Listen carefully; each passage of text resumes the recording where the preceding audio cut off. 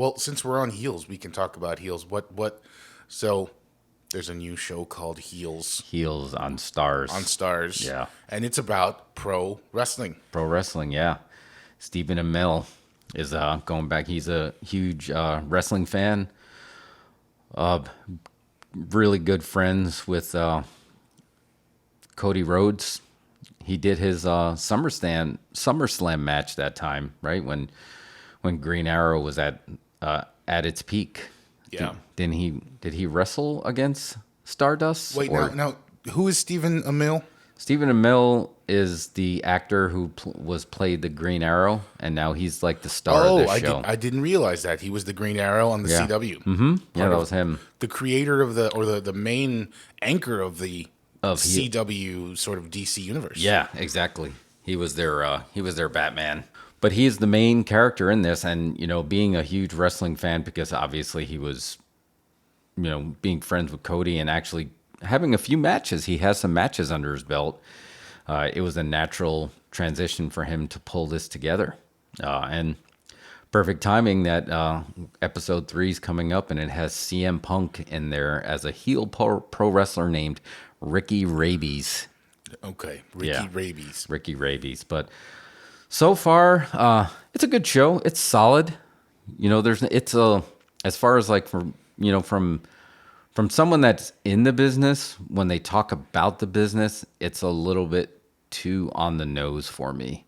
Like they're making a lot of assumptions of what the audience knows, or they're not caring and they're just blowing by and just like, we're just going to talk shop and the rest of the viewers are going to have to catch up. And if you know about it, then it feels like some of the stuff when they're talking about the industry is a little bit too on the nose for me. It's very on the nose, and I think I only saw the first episode. I haven't seen the second one.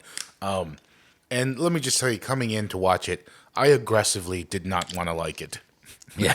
I was already pretty much set as I'm going to hate this, and I'm ready to hate it. Okay, and yes, it's right on the nose. Some of the dialogue and the descriptions and the explanations of things just are very just in your face. Yeah. Oh, you see, because you got to maintain kayfabe always, and they're talking about it at the barbecue, the women. So some of that just feels cringy, and you're just like, oh God, it's just. It is very cringy because I can honestly tell you that kayfabe died in the early 90s, and nobody really, when they talk about it now, it's kind of talked about, almost like in historical context or for comical relief, or, but it's never, it used to be, if you walk into a room and there's a situation where, a heel is going to be with a face, it was carny talk for kayfabe, meaning get into character. Mm-hmm. We have to maintain characters right now because there's somebody that's outside the business that's around. Yeah. It's never spoken about how it's spoken in the show. And here's the thing. The reason they would have to maintain kayfabe if they get seen in public, because you're traveling, you're going place to place, right? Mm-hmm. So these people are seeing these people that don't know you. It's kind of weird. They live in this town. Everybody knows them. They went to high school with them. And you see what I'm saying? Everybody knows the background of these guys. And then, trying to maintain kayfabe just seems forced. Yeah, and it's hard. And one thing they did get right is, the lack of respect for the industry sometimes for some people outside of it. When his boss was talking and, he had a black guy and he's like, I thought that stuff was fake. It's just like, you always had that lack of respect, from a lot of people. Yeah. So they nailed that. Yeah. And that was accurate. But again, it's okay. It's not bad. I wouldn't say that this is a true, day in the life glance. It's just a very specific, fictional world. It feels fictional. Yeah. It feels very fictional. Yeah. I mean, they nailed it as far as like the brother Ace Spade, played by Alexander Ludwig. Uh-huh. He was like their number one star, but he lives at home with his mom. Yeah. That's accurate. That's totally accurate. He's Ace Spade. His brother's Jack Spade. That's Stephen Amell. He has a job as a lawnmower salesman. Also accurate. That's very accurate. He's just like everybody know. And they even brought it up. They're like, nobody makes a living, at pro wrestling anymore, at that level. Mm-hmm. So there's definitely They did some research, and they definitely did, and they're hitting some of it. But it just, again, to me, and I don't know if it's just because I understand the business, being in the business for as long as I was, it just feels very on the nose, and it just. But I'm still enjoying it because, to be honest, the wrestling is just a backdrop. This is more of the story of this family. Yes. Right. You have Jack Spade, Ace Spade. The dad was, King Spade. Yeah. Right. So this is all about, in this small town, they have this wrestling, organization, which, man, I've wrestled for a couple of them, a couple of organizations that were just like this. Yeah. Well, props to them for doing it. Obviously, we love to see pro wrestling content made. I want to see more movies about it, and I want to see more shows about it. This one definitely is geared towards a wide audience. Right. It's not for super smart marks. No. It is for the general audience, and it gives you just enough wrestling to build a dramatic story around. Right. And then, I think the big fans will be in it for the cameos. Though I saw a cameo in episode 1. Was it Carl Anderson was in there? Oh, in the locker room? Yep. Yeah. Yeah, they had some good cameos in there.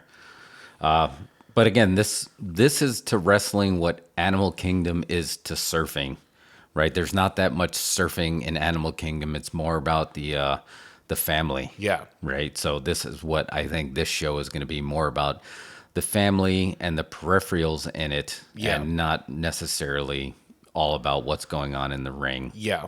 There, and there's some of it's on the nailing it. It's there as far as like there's their rival organization, which that is on the nailed on the head, because it doesn't matter if these guys are not even pulling numbers. For some reason, when a lot of these promoters put on their promoter hat, all of a sudden, they're all Vince McMahon, and they start like, well, you can't work for this guy if you're going to work for me. And you're just like, really? You're paying me $50. Yeah. You're paying me $25. I need to ply my trade. I'm just like, you're going to be exclusive to me.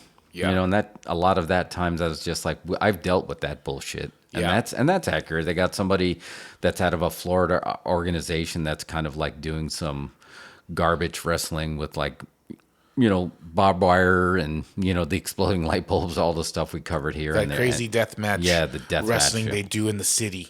Yeah, so they have somebody that's trying to kind of put them out of business. Yeah. It's cool. The dome that they call it is just basically looks like a barn. Yeah. It very much feels like it's modeled after the Sportatorium. Sure. It definitely has that feel. So that, and towards the end, that's all the Sportatorium did was run these wrestling shows. So it's just like that, they nailed that. Again, they got a lot of the stuff right. And it's an enjoyable, but just be warned, it's on Starz. Even if it was great, Starz may cancel it. Yeah. And that always makes me nervous. I mean, Starz had Ash versus Evil Dead, which is awesome that we got 3 seasons, and American Gods got 3 seasons, both great shows. So if they're a great show and you only get 3 seasons, if you're a good show, how many seasons are you going to get? I don't know. Starz doesn't have very many long running shows as far as I can tell. Yeah. I think the only one is like Power, which has quite a few seasons and spin-offs.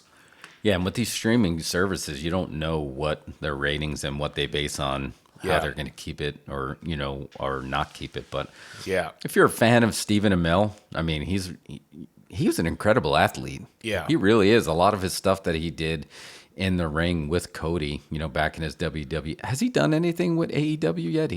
I feel like he did in the beginning. Who, Stephen Amell? Stephen Amell, yeah. Oh, no, I don't know about that. What would he have done? He did a match? He did a match at SummerSlam, but I just don't know. Like, I feel like he was more in with Cody than he was in pro wrestling. So he did some. Oh yeah, he was. He did his WWE stuff was in 2015, but then he did Ring of Honor stuff in 2017. Oh wow! And then he was at All In 2018, and then he did stuff with AEW during the pandemic. Man, what did he do at All In? Was he in one of the battle royals? Yeah, he says. On February 29th, Amell made an appearance at All Elite Wrestling's Revolution. He accompanied Cody Rhodes along with the Nightmare family for his match. Okay. Cody loves his entourage. Yeah, that's when he was getting into big entourages. Oh yeah, and he was he had a match at All In 2018. He said it was announced that Amell would be competing at All In his first ever singles match where he defeated Christopher Daniels. Wow. And that was in 2018. How did I miss that? I don't feel like I got any wind of that. Yeah, no, this was, I mean, back in 2018, but I mean, I feel like he was more known for his SummerSlam moment because he had his steal the show like a celebrity that was like super athletic, new and stuff. And he won he is a Slammy award winning wrestler. Well, now you've got to tune into the show. Right. He was awarding a Slammy in 2015 for the celebrity moment of the year for his dive onto Stardust during the match. Yeah, that's great. Yeah. So again, he's super, you can tell he's a fan. I mean, he's always known for like, if you do an interview, he would be wearing a Bullet Club shirt or an All Elite. So he's a fan. So if for anything, you have like a super fan that's like super athletic, that loves the business, that's making a show about wrestling, that makes it worth looking into. And I mean, I like the show. There's some stuff that I was just like, I didn't like. I wanted to be blown away, and I just liked it. But I'll continue to watch it because there's always, a lot of shows, sometimes it takes them a full season to find their footing. Yeah. So it could happen. So maybe this episode with CM Punk coming up, maybe that's going to, shake things loose. But I don't know. How many episodes is it? Do we know? It's 6 episodes. I mean, so it's pretty short. Yeah, it's not a huge commitment here. Yeah. I listen to these titles though. These are pretty. So the first title is Kayfabe.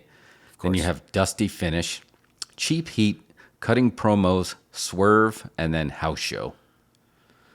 Yeah. So I mean, again, it's very on the nose. Except the Dusty Finish. I feel like that's a little bit of a deep cut because it's never mentioned in the show about any wrestlers in real life. Yeah. They don't talk about any real wrestlers. These are all fictional wrestlers. Right. So Dusty Finish, What's a Dusty Finish? You don't know what a Dusty Finish is? Well, I'm going to read the official of what a Dusty Finish is because all you ever hear. Let's see. So the Dusty Finish is a nickname given to a specific ending where one wrestler appears to have scored a win only to have the decision reversed, often on some small technicality.